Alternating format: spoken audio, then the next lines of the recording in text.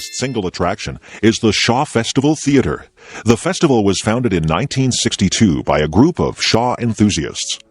Early productions were often held in the historic courthouse on the main street, and plays still take place there. In 1973, however, a new 861-seat Shaw Theater was built at the south end of town.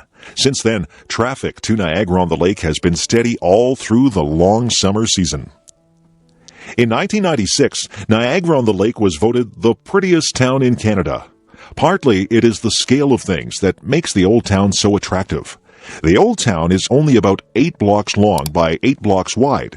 It has a population of little more than 1,000 people. Nonetheless, there is a lot for people to do and see.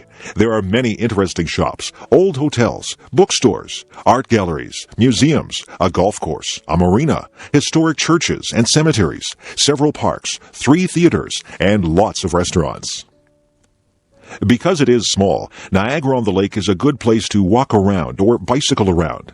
There are also horse and wagon rides. Although the main street can be hectic in tourist season, one doesn't have to go far off the main street to get in touch with an older, slower time. Most of the downtown buildings haven't changed much since the days of Queen Victoria, and tourists can still imagine that they are back in the days before computers and television. Newspapers. All the great cities in the world now have newspapers. But newspapers, as we know them today, are not that old. The very first newspapers began long after the invention of printing. They started in Europe in the 1600s and were usually only a couple of pages long. For a long time, newspapers were not very common. Governments didn't want public discussion of their policies and decisions. Often, they closed down papers or taxed them heavily. The stamp tax on newspapers and pamphlets was one of the causes of the American Revolution. Newspapers began to grow in size when they discovered advertising as a source of income. Nowadays, advertising is the main revenue source for most newspapers. As newspapers became more widely circulated, they could ask for more money for their advertisements. By the late 18th century, newspapers were in common use in Europe. The 1800s and early 1900s was the golden age of newspapers. Improvements in transportation, communication, and printing processes made it easier to collect news from near and far and to publish papers more quickly and more cheaply. The Weekly Dispatch and the Times, both of London, England, were leading newspapers through much of the 1800s. The Times was one of the first papers to include illustrations. It was the first newspaper to use a steam engine to turn the presses. When the tax on newspapers was reduced in 1836, the Times was able to increase its size considerably. In 1840, it began to use the telegraph to collect news stories. In 1855, the tax on newspapers was finally lifted. The Times made its greatest reputation during the Crimean War between Britain and Russia. British armies fighting in Russia's Crimean Peninsula were not only unsuccessful in the war, but were suffering severely from illnesses. The Times sent out the world's first war correspondent, William Howard Russell, in 1854. His reports from the battle lines had a powerful effect on the British public. A war fund was organized to help the soldiers. Russell forced the government to accept the offer of Florence Nightingale to organize nurses to travel to Crimea. A photographer, Roger Fenton, sent back photos from the war, which were published in the Times. Meanwhile, in America, a more popular approach to newspapers had developed. The newspaper had spread west with the pioneers, and nearly every little settlement had its own paper. American newspapers were cheaper and livelier than British ones. They were aimed at the average person rather than the governing class. Examples of the new style of editing and publishing were Joseph Pulitzer and William Randolph Hearst. Hearst especially employed sensational and emotional writing, which aimed at stirring up the public to action. Hearst is sometimes accused of starting the Spanish-American War of 1898 with his overheated editorials. Nonetheless, his methods were successful in raising circulation and were widely imitated. The modern newspaper contains more than hard news. In fact, news may be a fairly small part of it. Advertisements, gossip, show business, photos of celebrities, sports, stock market prices, horoscopes, comic strips, weather reports, and much more are found in its pages. The modern newspaper is a total entertainment package. A question for the future is whether electronic newspapers will replace paper newspapers. Paul Kane, frontier artist. Since Christopher Columbus first met American Indians in 1492, many Europeans had been fascinated by Indian life and culture. As a result, there was a demand in Europe for drawings and paintings of Native Americans. European artists who had never seen an Indian supplied most of this demand. But in the 19th century, several painters traveled into Indian territory to make an authentic record of native life. One of the first artists to do this was the American painter George Catlin. In 1841, Catlin published a book of his work. Catlin's work helped inspire another important frontier artist, the Canadian Paul Kane. Paul Kane was born in Ireland in 1810. His family moved to Toronto, Ontario, Canada, when Paul was 9 years old. The young boy was not very interested in school. At that time, there were still Indians living in wigwams in the Toronto area. Young Paul liked visiting the Indian village instead of going to school. Since Paul spent little time in school, he was largely a self-taught artist. He also became a surprisingly good writer, considering that he had not spent much time studying spelling or grammar. After working some years making and decorating furniture, Kane was ready to travel. He spent the years from 1836 to 1841 living and traveling in the United States.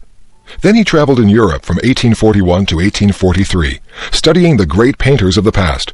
He was back in the USA until 1845, and then he returned to Toronto. Immediately upon his return, Kane headed into the wilderness areas around Georgian Bay, Sault Ste. Marie, and Lake Michigan. His plan was to sketch Indian life before it disappeared forever. American Indians were dying so rapidly from European diseases such as measles and smallpox that many people believed they would soon vanish as a race. Their culture was threatened too. As white settlers demanded more land, Indians were being herded into small pieces of land called reservations. Here they could no longer practice their traditional way of life. Kane wanted to capture Native American life while it still existed. Kane returned to Toronto at the end of 1845.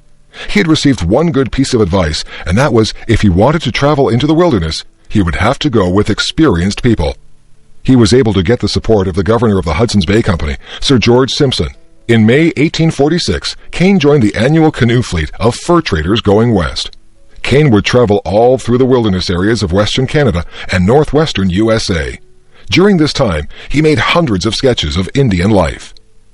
Although Kane faced incredible hardships during his travels, he was able to see what he wanted to see. He was able to take part in one of the last great buffalo hunts and killed 2 large bison himself. Traveling west with the fur traders, he visited many forts and trading posts. He saw and painted a prairie fire. He shot a grizzly bear at close range and killed several wolves that attacked his horses.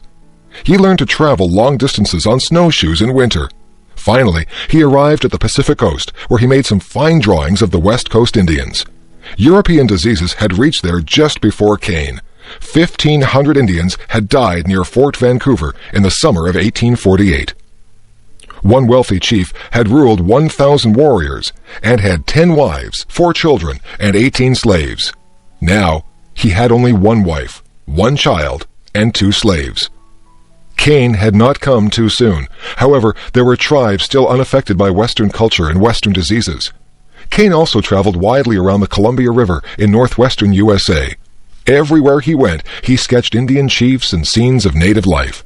On his return trip, he encountered a large war party of 1,500 braves on the warpath against their traditional enemies. He was able to sketch the leading chief, Big Snake, who was later killed in single combat during the battle. When he arrived back in Toronto, Kane gave an exhibit of his sketches and watercolors. Most of the rest of his life was spent turning these drawings into finished paintings. Plains Indians. The best-known picture of an American Indian is a warrior in buckskin, riding a horse, wearing a headdress of eagle feathers, and carrying a spear or bow and arrow. This is a picture of a Plains Indian, and it appears in many Hollywood westerns and on the American 5-cent piece. There were many tribes of Plains Indians, for the Northern American prairies or plains stretch from the northern forest of western Canada down to the states of Oklahoma and Texas in southern USA. It's interesting that our image of the Plains Indian is only true for the last couple hundred years. It was not until the 1600s that Plains Indians began to ride horses. There were no horses in America until Spanish soldiers brought them in the 1500s and 1600s. Some of these horses escaped and ran wild on the prairies of America. It was these wild horses that the Plains Indians learned to tame. Before they had horses, the Indians hunted buffalo on foot. Buffalo were huge bison, or wild cattle, which traveled in very large herds. A big herd might have millions of buffalo. It was difficult to cross the prairie because these animals blocked your way. The Plains Indians had various ways of killing buffalo. Before they had horses, Indian hunters would quietly creep up close to the herd. Then they would fire their arrows together. There was always the danger that the herd would stampede and trample the hunters. Another method was to drive the buffalo over a steep cliff. There are a number of places on the plains where this was done. Once the Plains Indians had horses, they preferred to hunt buffalo on horseback. When the tribe started to use guns, they could kill many buffalo. Artist Paul Kane describes a buffalo hunt in the Red River Valley in 1846. The hunters carried their bullets in their mouths so that they could shoot faster. They could ride right into the herd, shooting at close quarters. They would drop an article of clothes on the slain buffalo to mark it for themselves. Then they would continue the hunt. After the hunt, the Indians would skin the animals, and the women would dry the meat and store it in fat. A single hunt might kill more than 30,000 buffalo. The Plains Indians received nearly everything they needed from the buffalo. Of course, they used buffalo meat for food. They also used the buffalo skins for clothing, blankets, and the covering of their teepees. These teepees were cone-shaped tents, which were easy to put up and take down. The Plains Indians were nomadic and followed the animals they hunted. Since these animals were plentiful, Plains Indians usually led a comfortable life. They developed complex religions and social rituals, as well as specialized societies or clubs. There were also rituals and customs for hunting and warfare. Many Plains Indians fought hard against the settlement of the Great Plains. The American government discouraged the hunting of buffalo because without the buffalo, the Plains Indians would not be able to fight. With the buffalo disappearing, the Plains Indians had to give up fighting and move into government-sponsored reservations. Pocahontas and John Smith. In 1606, King James of England approved the establishment of 2 colonies along the eastern coast of America. The northern colony in Maine lasted only a year. The southern one at Jamestown in Virginia became England's first permanent settlement in America. In 1607, the Virginia Company sent 104 settlers to Virginia. The settlers lived in tents all summer. By September, more than 60 were dead because they lacked good food or water.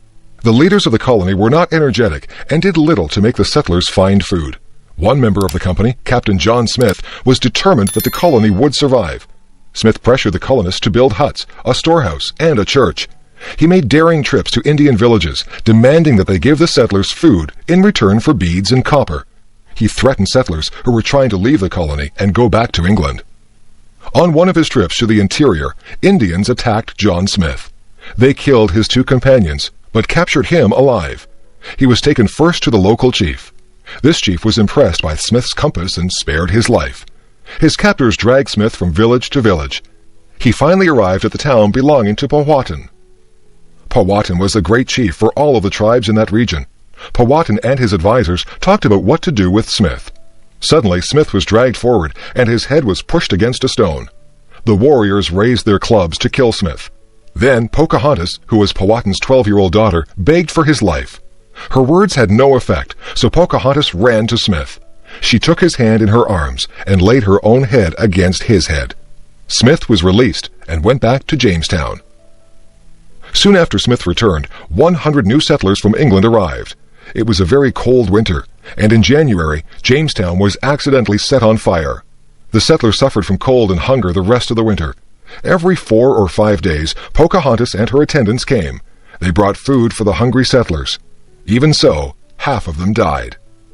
In the summer, John Smith explored that part of the coast of America. He made a map that would be very valuable for future sailors and settlers. On his return, Smith was elected leader of the colony at Jamestown.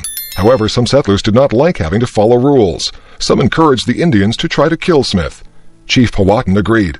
He also refused to supply food to the colony, hoping to starve them out. Pocahontas warned Smith about the plot against his life. Smith had to fight off several attempts to kill him.